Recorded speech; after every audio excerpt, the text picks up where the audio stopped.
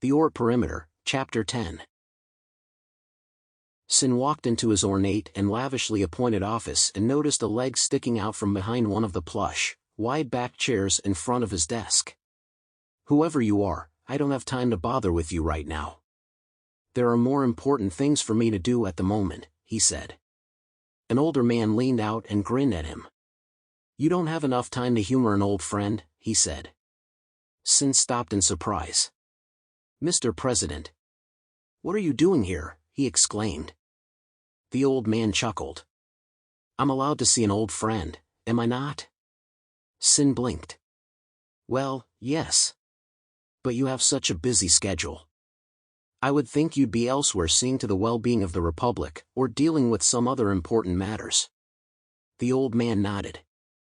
"I am, and right now, you are my important business." Sin immediately took a seat in the chair next to him. "All right, I'm listening." The old man smiled briefly before an expression of concern overtook it. "I've received disturbing reports of late that an alien force, hostile to the 9 races, has begun moving within the galaxy. They appear to be using the Jinn as a key element in their plans. That concerns me greatly," he said. "Are you referring to the Varnock? Everyone knows of their hatred for the Jinn." The old man shook his head. "It's not the Varnock who concern me. They too are merely pawns of a sinister force who is seeking total conquest of the galaxy." Sin cocked an eyebrow. "Surely you jest. Who would have the ability to convince the Varnock, or any of the 9 for that matter, to serve them?" The old man narrowed his eyes. "Have you heard of the Yib?" "I have. They are the ancient order of priests and prophets who have held a key role in numerous major events throughout history." Sin paused briefly, and then said, "Wait, you're not suggesting this threat to the Jinn is being perpetrated by them, are you?" The old man shook his head. "They too are only a small piece in the much larger, and ever-growing web of shadows and intrigue that is growing within the galaxy." "Well, then who is this force that is creating such problems? And why are they using the Yib and the Jinn in their plans?" asked Sin. "I don't know. There's much more here than any of us realizes. While the Jinn, the Yib, and the Varnock as well, are just a small piece of their plans, they all point to a potentially frightening future. Have you heard that the High Order, the Council of Monks who were the representatives of the 9 within the Yib, has become divided?" Sin's eyes narrowed. "I have. Their division has intrigued me ever since I first heard of it. I as well. It is said that, as the Order goes, so goes the galaxy. So if the Order is divided, as are the 9, and half the galaxy as well, it may be the precursor to darker times ahead. And it is those dark times that I would like to avoid, if possible." Sin sat back and strummed his webbed fingers together briefly as he contemplated this. He didn't like what he was hearing. "The inclusion of the Yib in this conspiracy troubles me greatly. I can understand the Varnock being part of this, but the Yib too. Have you ever heard the phrase 'the mongrel has 2 masters'? I have. It's from an old children's tale. It speaks about how one master leads the mongrel, and a second one, in turn, controls the first," said Sin. The old man nodded. Sin's eyes widened. "You're not suggesting that the Yib are the first master, are you?" asked Sin. The old man shook his head. "They are just another mongrel. One of many, I must sadly confess," he said. Sin stared at the old man in concern. "Do we know who the second master is?" he asked. The old man shook his head. "Unfortunately, we do not at this time." Sin pondered this deeply for several moments. "This complicates things even further than I first suspected," he said. "Indeed it does. Which is why I am sending you to Cebius." "Cebius," said Sin in surprise. "But why?" "You have a sharp eye for politics, and a quick wit. Your ability to take a situation, analyze it, and discern the multiple levels of truth hidden within it is no secret. That's why I wanted you as one of my adjutant presidents. I would have preferred you as my vice president, but being so high up in the power structure would have limited your ability to use those skills for the greater good. Down here you're less likely to be thought of as a threat by those seeking to harm our people, and yet still powerful enough to do something should you need to, which is good, as the Galactic Senate is rife with the type of political intrigue you thrive on. I think you'll enjoy it, said the old man with a grin. Will I be replacing our ambassador there? Asked Sin. No, I have a different plan for you. I want you to study, observe and decipher what's going on there. While Cebius may not be the focal point for what's coming, things there have the unusual habit of foreshadowing future events elsewhere. But to see those shadows, you must first be among those who make them. As such, if you can find the source of this trouble during your time there, we may be able to stop them before they succeed at their plans. Sin grinned. Well then, I believe I have a challenge to attend to. The old man chuckled. I thought you'd warm to this assignment once you got your mind around it. Now, go pack your bags and get ready to leave. I've lined up a special presidential transport for you that will leave in the next several hours. But shouldn't I go secretly? Asked Sin. The old man shook his head.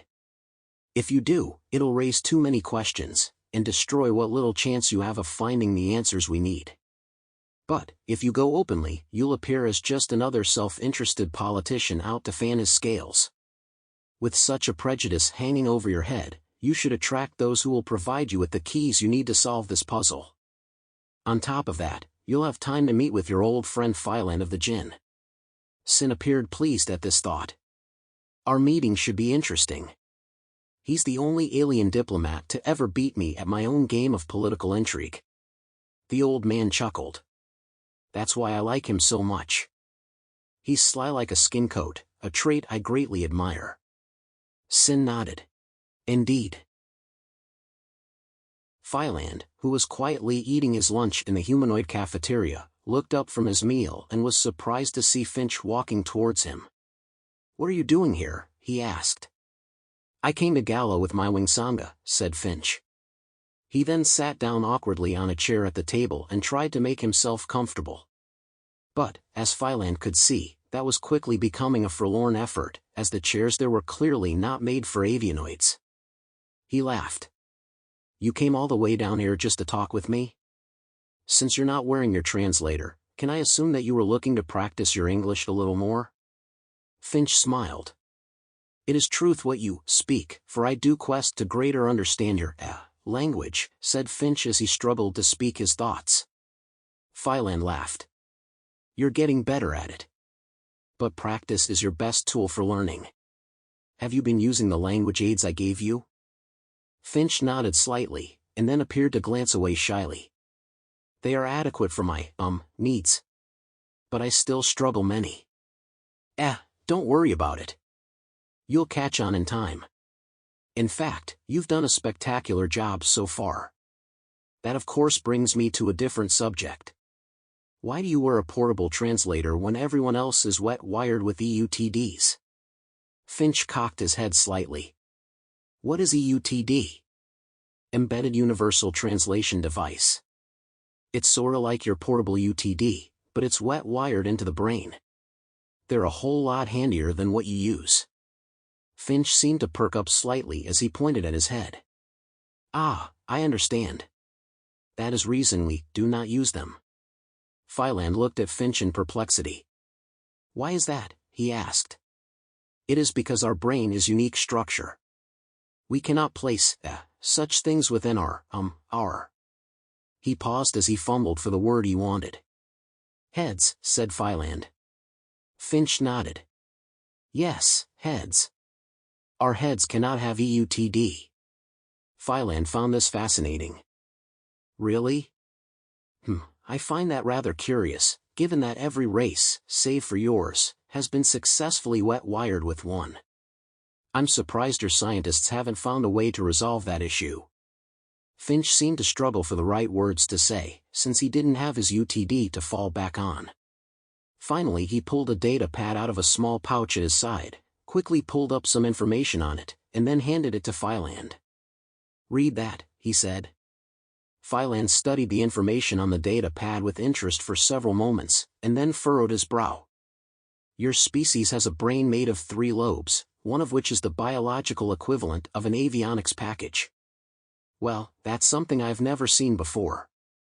I know most avians have, at the very minimum, a natural compass built into their heads, but to have a completely dedicated avionics package is something new to me. So I'm to assume that wet wiring a UTD into this would mess with this special organ? Finch shook his head. To tamper with package risks death for those of my wing. Phylan blinked slightly. Death? You mean that messing with this biological avionics package of yours in any way risks killing you?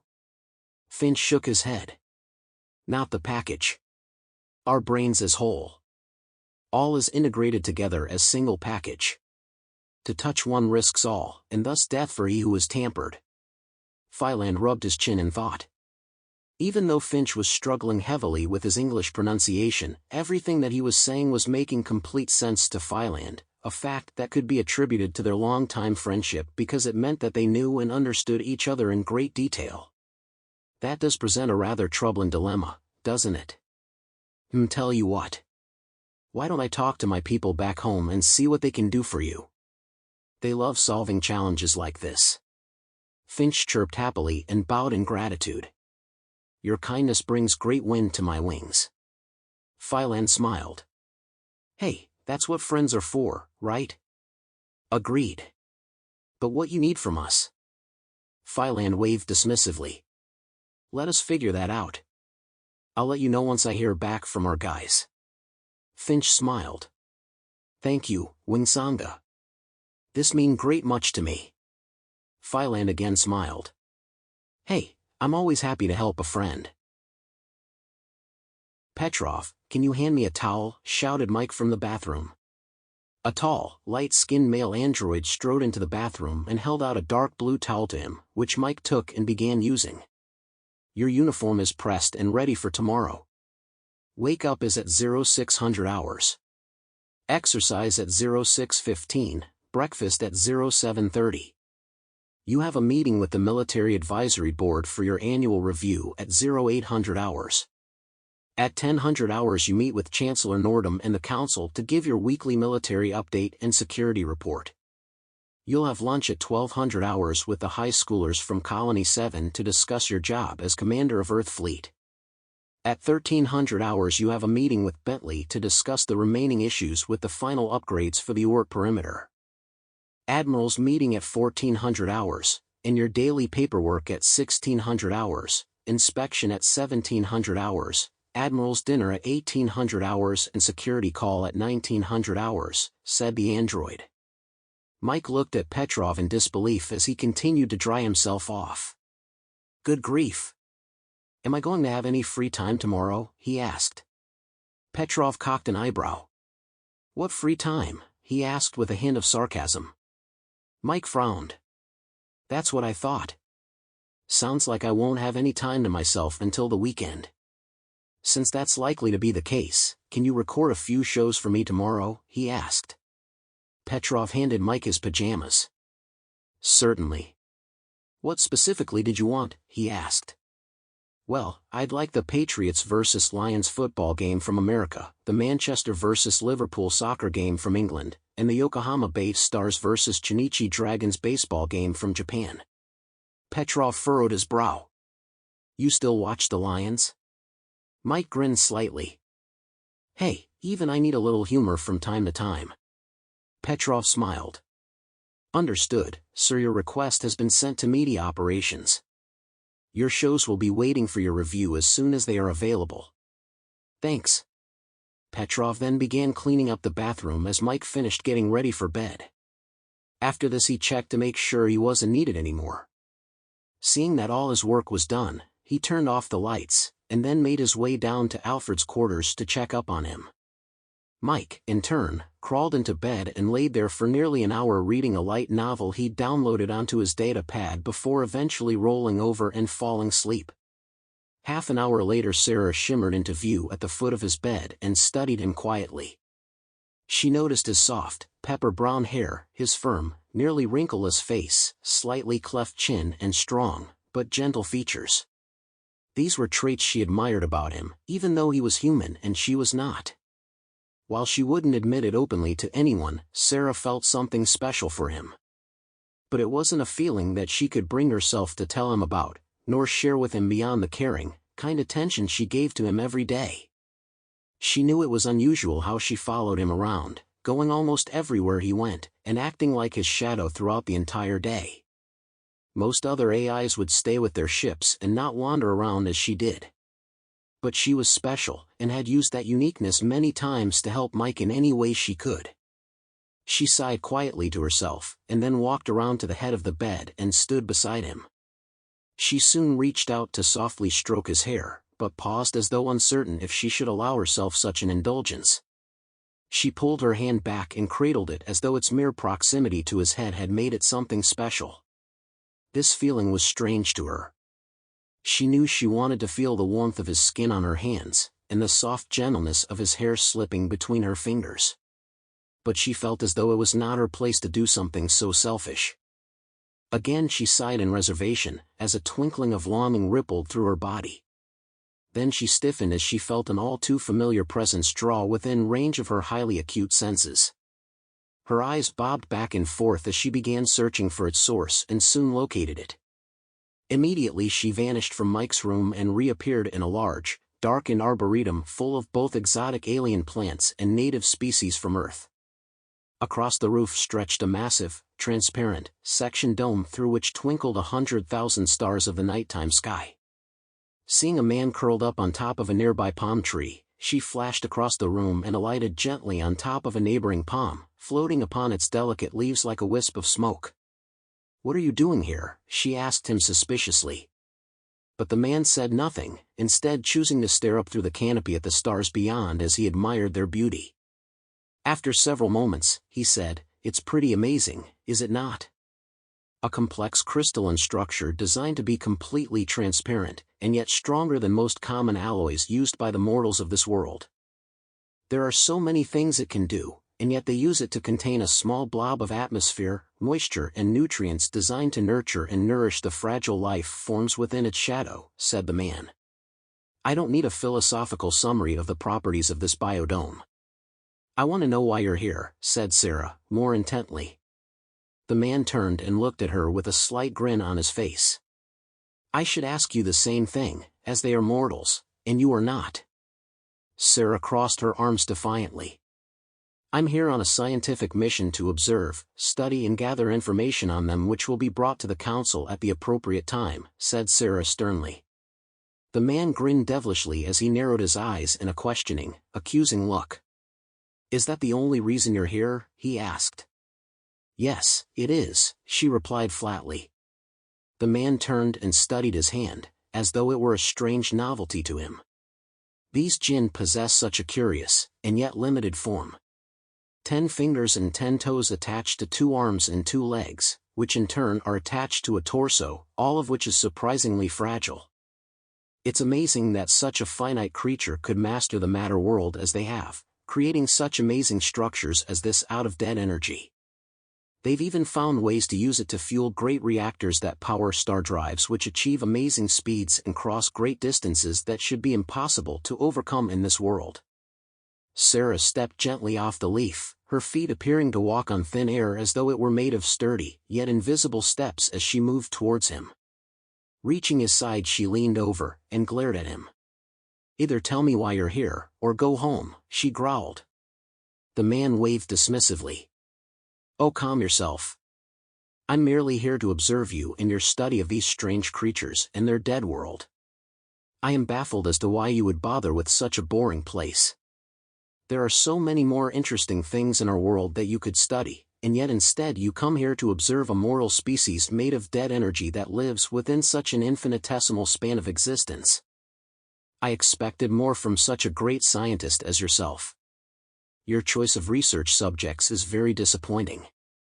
Sarah straightened herself and crossed her arms.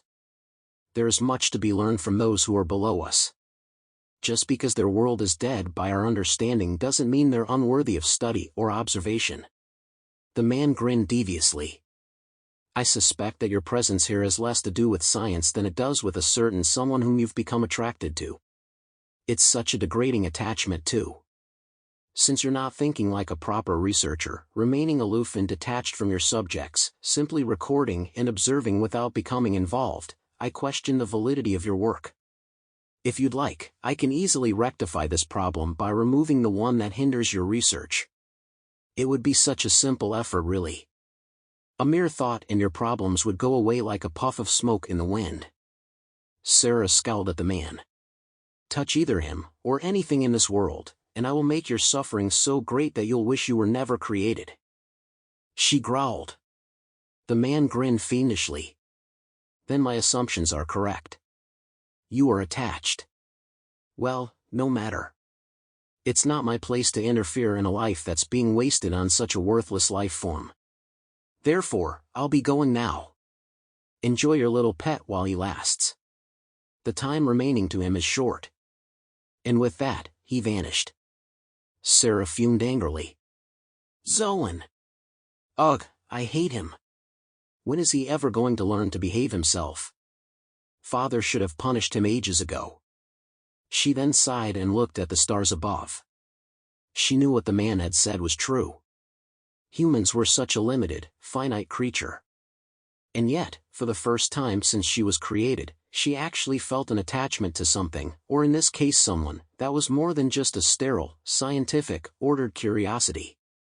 She didn't quite understand it yet, but she desperately wanted to, whatever it took.